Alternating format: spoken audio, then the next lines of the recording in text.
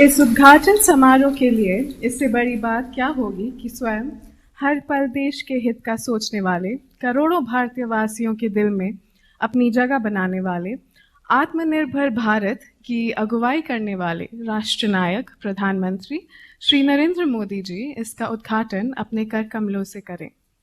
तो देवियों और सज्जनों, तालियों के साथ स्वागत करते हैं भारत के प्रधानमंत्री श्री नरेंद्र मोदी जी का।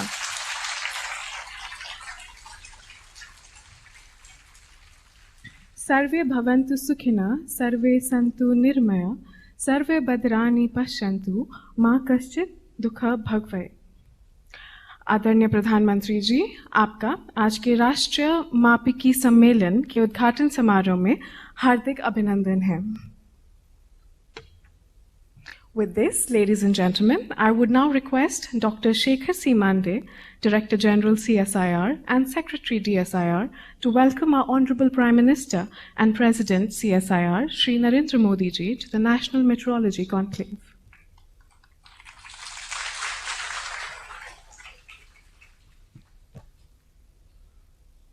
आदरणीय प्रधानमंत्री जी और CSIR सोसाइटी के अध्यक्ष श्रीमान नरेंद्र मोदी जी, माननीय विज्ञान प्रौद्योगिकी, पृथ्वी विज्ञान, स्वास्थ्य और परिवार कल्याण मंत्री और CSIR सोसाइटी के उपाध्यक्ष डॉक्टर हर्षवर्धन जी, यहाँ उपस्थित सभी NPL परिवार के और CSIR परिवार के जुड़े हुए सदस्य ऑनलाइन, 60 अलग अलग देशों से जुड़े हुए लोग इस कॉन्फ्रेंस में। सर्वप्रथम मैं आदरणीय प्रधानमंत्री जी का इस समारोह में हार्दिक स्वागत करता हूं।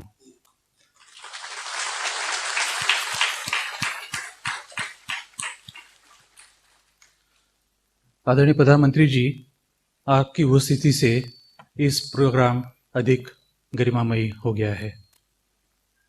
I welcome all of you around the world and those who have joined online to this particular program.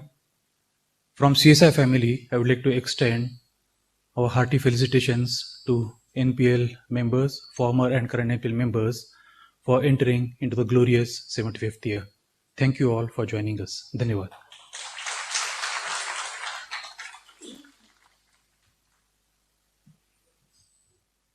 May I now request the Honorable Prime Minister to unveil the 75th commemoration plaque depicting the IST and BND network across the country to further spirit of Atmanirbhar Bharat in every sector.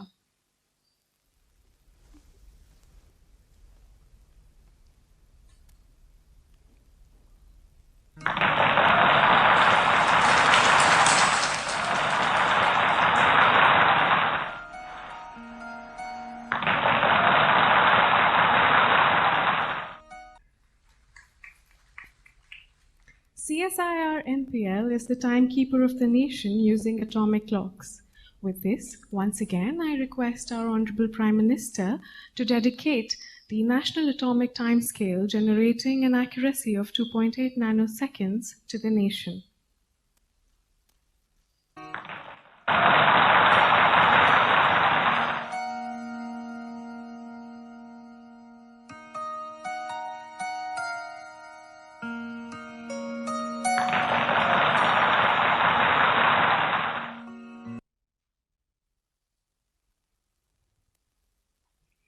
Further, I request the Honorable Prime Minister to dedicate the Bharatiya Nirdeshak Dravya to the nation for self-reliance in supporting testing and calibration laboratories across the country for quality assurance at par with international standards.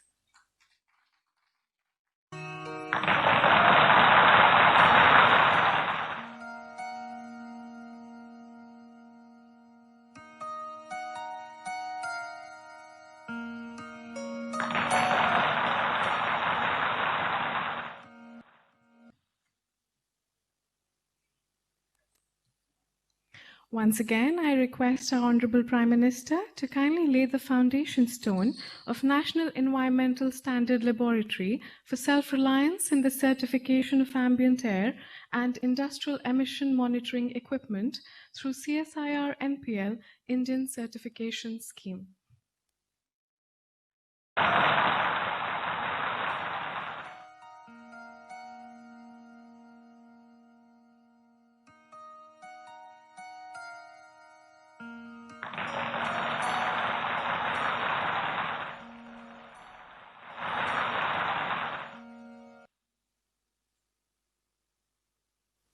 With this, ladies and gentlemen, I would now request our Honorable Prime Minister, Shri Narendra Modi ji, to kindly address the gathering. नमस्कार। केंद्रीय मंत्रिमंडल में मेरे साथी doctor Harshvardhan जी, principal scientific adviser doctor Vijay Raghavan जी, CSIR के मुखिया doctor Shekhar Shri Mande जी, विज्ञान जगत के अन्य सभी महानुभाव, देवी और सज्जनों, नेशनल फिजिकल लेबोरेटरी की प्लैटिनम जुबिली समारोह की आप सभी को बहुत बहुत बधाई। आज हमारे वैज्ञानिक नेशनल एटॉमिक टाइम स्केल और भारतीय निर्देशक द्रव्य प्रणाली राष्ट्र को समर्पित कर रहे हैं और साथ ही देश की पहली नेशनल एनवायरमेंटल स्टैंडर्ड्स लेबोरेटरी का शिलान्यास भी हुआ है। नए दशक में ये शुभारंभ देश का गौरव बढ़ाने वाले हैं। साथियों, नया साल अपने साथ एक और बड़ी उपलब्धि लेकर आया है। भारत के वैज्ञानिकों ने एक नहीं, दो made in India Covid vaccine विकसित करने में सफलता पाई है। भारत में दुनिया का सबसे बड़ा कोविड वैक्सीन प्रोग्राम भी शुरू होने जा रहा है। इसके लिए देश को अपने वैज्ञानिकों के योगदान पर बहुत गर्व है। हर देशवासी आप सभी वैज्ञानिकों का, टेक्नीशियनों का, सबका कृतज्ञ है। साथियों, आज उस समय को भी याद करने का दिन है जब हमारे वैज्ञानिक संस्थानों ने, आप सब ने कोरोना से मुकाबले के लिए वैक्सीन को विकसित करने के लिए दिन रात एक कर दिया।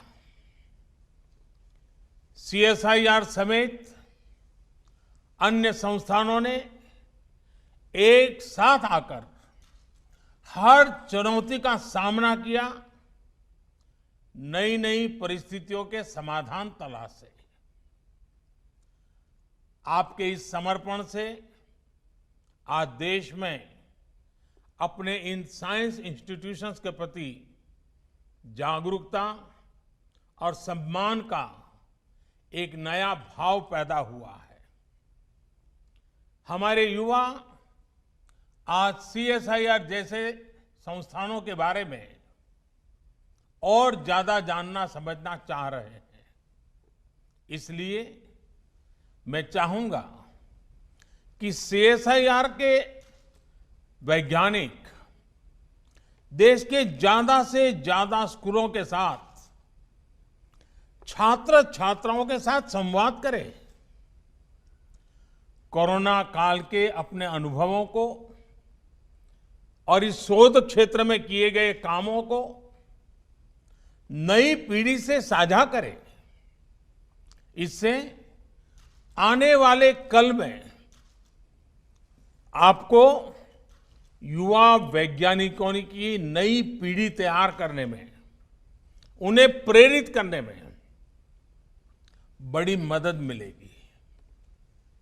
साथियों, थोड़ी देर पहले 7.5 दशक की आपकी उपलब्धियों का यहां जिक्र हुआ है।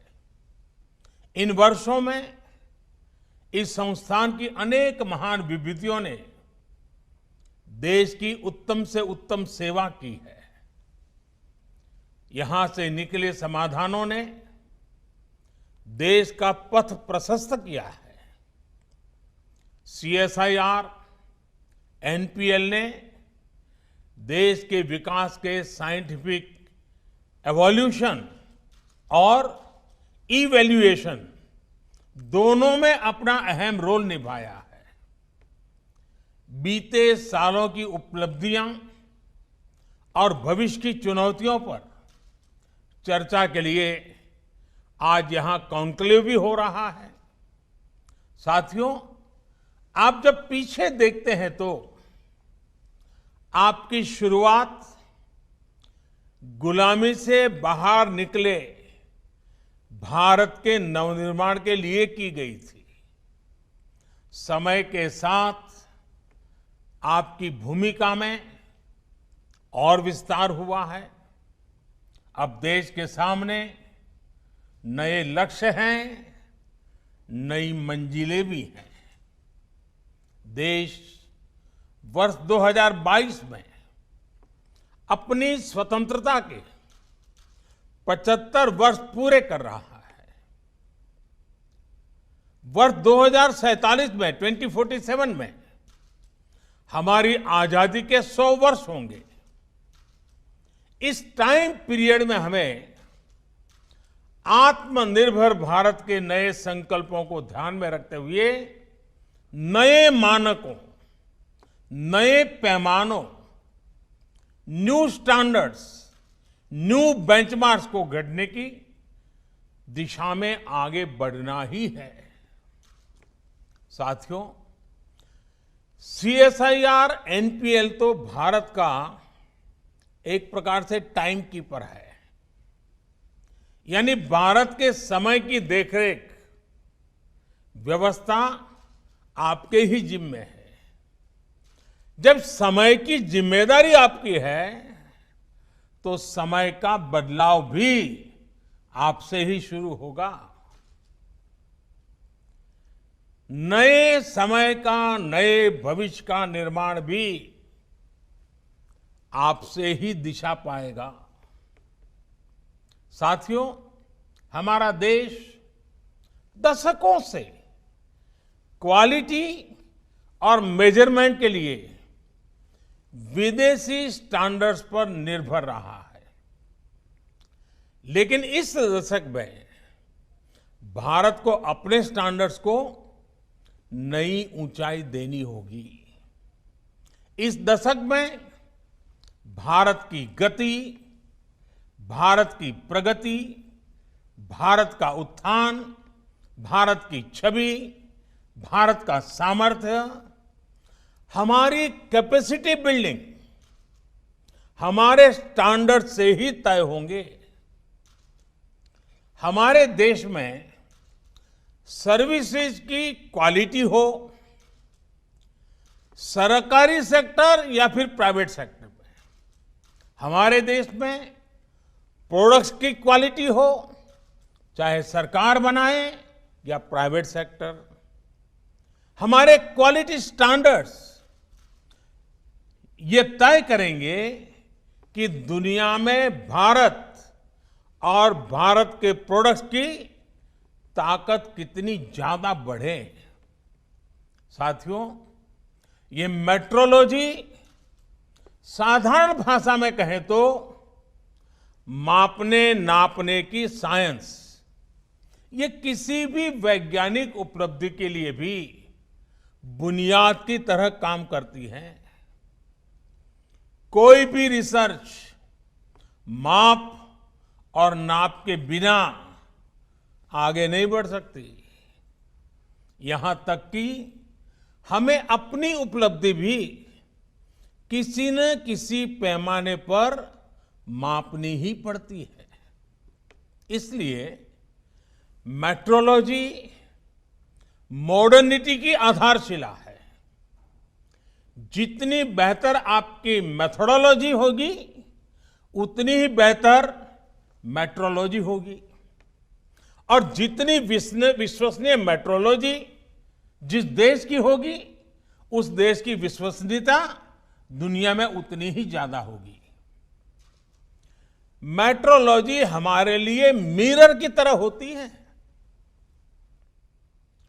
दुनिया में हमारे प्रोडक्ट्स कहां स्टैंड कर रहे हैं, हमें क्या सुधार की जरूरत है, ये पहचान, ये सेल्फ इंट्रोस्पेक्शन मेट्रोलॉजी से ही तो संभव होता है। इसलिए आज जब देश आत्मनिर्भर भारत का अभियान, इसका संकल्प लेकर के आगे बढ़ रहा है, तो हमें याद रखना है कि इसका लक्ष्य क्वांटिटी भी है, लेकिन साथ साथ क्वालिटी भी उतनी ही महत्वपूर्ण है। यानी स्केल भी बढ़े और साथ साथ स्टैंडर्ड भी बढ़े।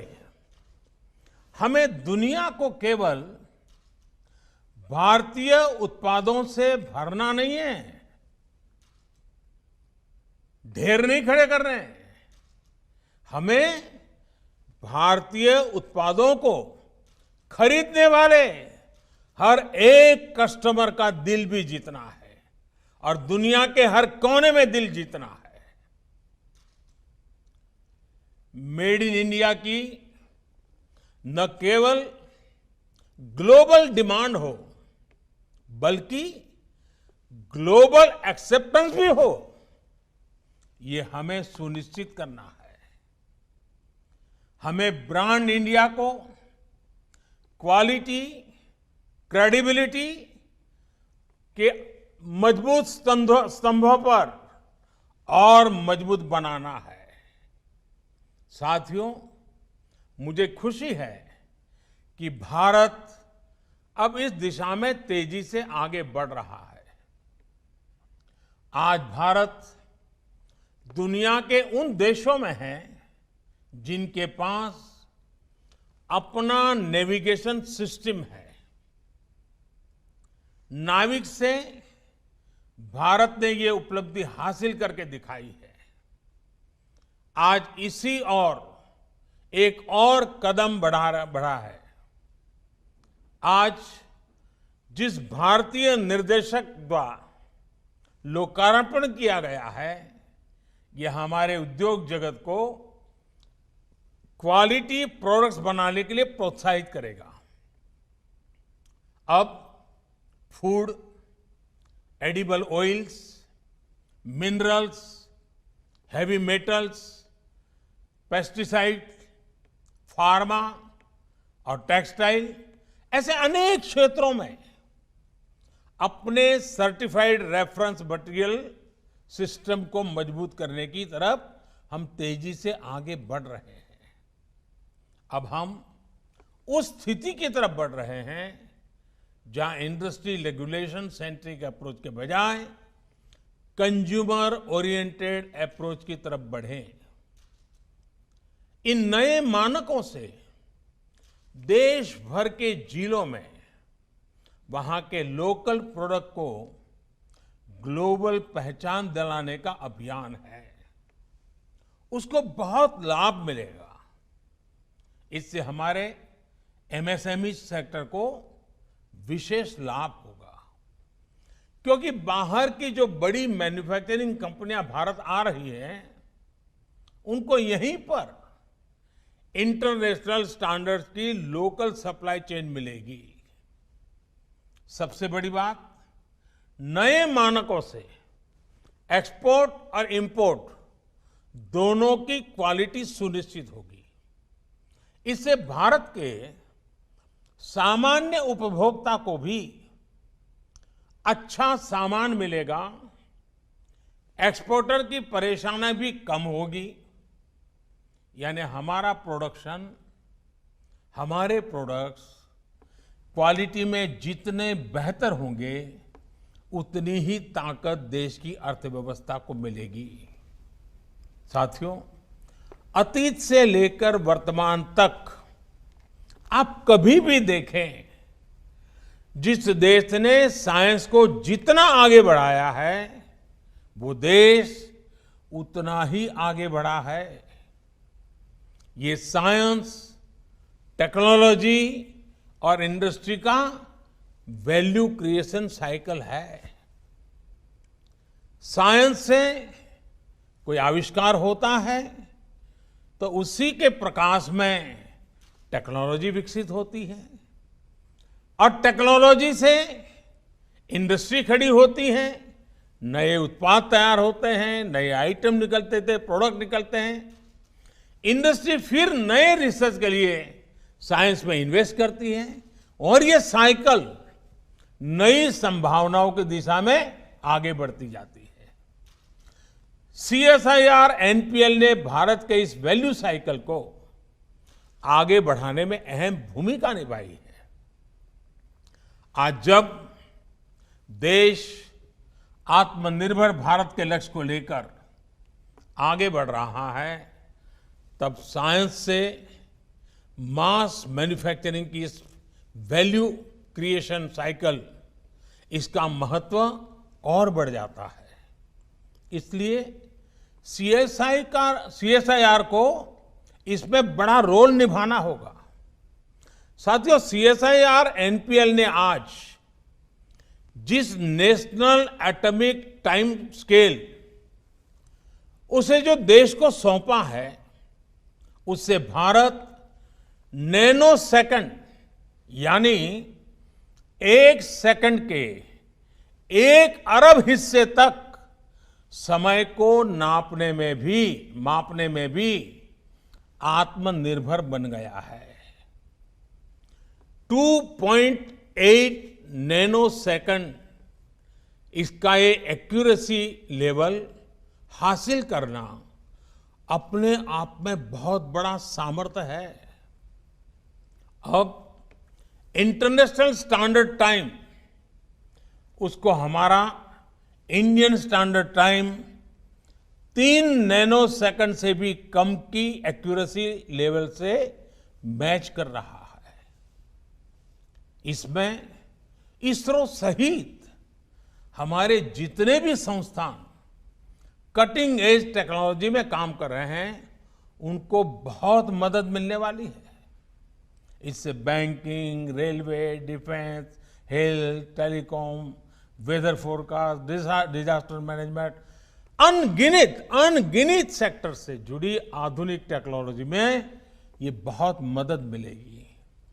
इतना ही नहीं, ये इंडस्ट्री, हम जो इंडस्ट्री 4.0 की बात करते हैं, उस इंडस्ट्री 4.0 के लिए भी भारत की भूमिका को सशक्त करेगा।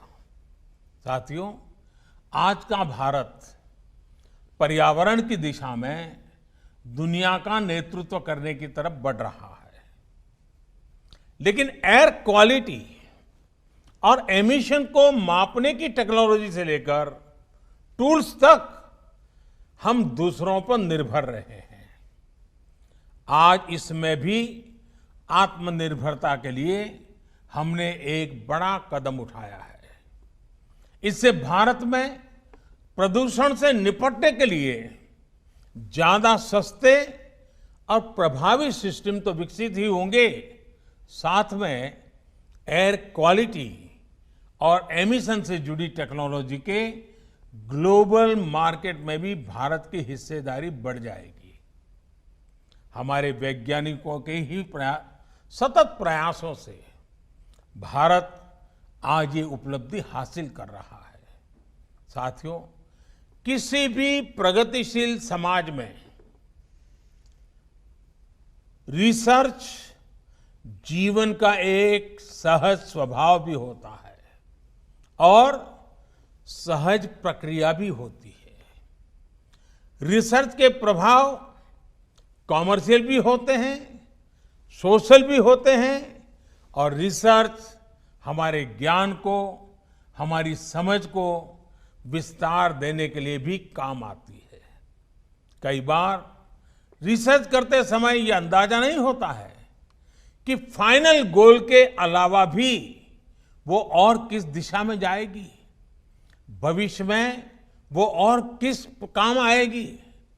लेकिन इतना तय है कि रिसर्च ज्ञान का नया अध्याय कभी भी व्यर्थ नहीं जाता है।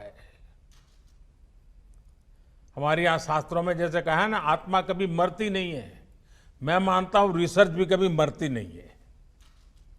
इसलिए मैं ऐसे कितने ही उदाहरण हैं, फादर ऑफ जेनेटिक्स मेंडल के काम को पहचान कब मिली?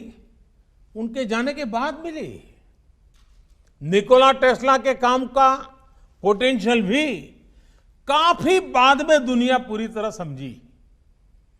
कई रिसर्च हम जिस दिशा में, जिस उद्देश्य के लिए कर रहे होते हैं वो पूरा नहीं होता, लेकिन वही रिसर्च किसी दूसरे सेक्टर में पाथ ब्रेकिंग हो जाती है।